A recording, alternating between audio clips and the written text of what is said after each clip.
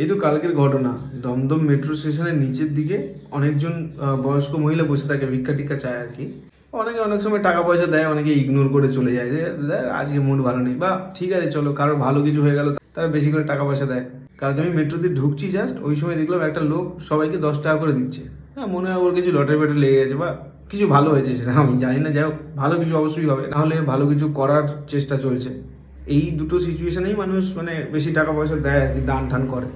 এবার সবাইকে 10 টাকা করে দেওয়াটার পর যখন লোকটা দেখলো যে আচ্ছা সব শেষ, মানে সবাইকে টাকা দেওয়া শেষ, আর কেউ বাকি নেই, মানে লাস্টে বয়স্ক মহিলাটাকে, মানে যাকে লাস্টে ও 10 টাকাটা দিল, তাকে ওই লোকটা বলছিল যে সবাইকে 10 টাকা করে দিলাম আজকে, তাহলে সব ঠিক আছে, কোনো রাগ অভিমান কিছু নেই, সবাইকে 10 টাকা করে দিলাম। মানে এই কথাটা বলেই লোকটা চলে যাচ্ছে, আর কিছু তার আশা প্রত্যাশা নেই যে এর পরে আরও কিছু হবে, আশীর্বাদ টাশীর্বাদ দেবে। কিন্তু ওই বয়স্ক মহিলা যাকে লাস্টে বললো, বয়স্ক মহিলা অলরেডি আশীর্বাদ দিচ্ছিল যে ভালো থাকো বাবা, সুখে থাকো, তোমার মনস্কামনা পূর্ণ হোক, ভগবান তোমার কথা শুনুক, এইসব বিভিন্ন রকম বলছিল। হ্যাঁ, ততক্ষণে লোকটা কিছুটা চলে গেছে, মানে এগিয়ে গেছে কিছুটা।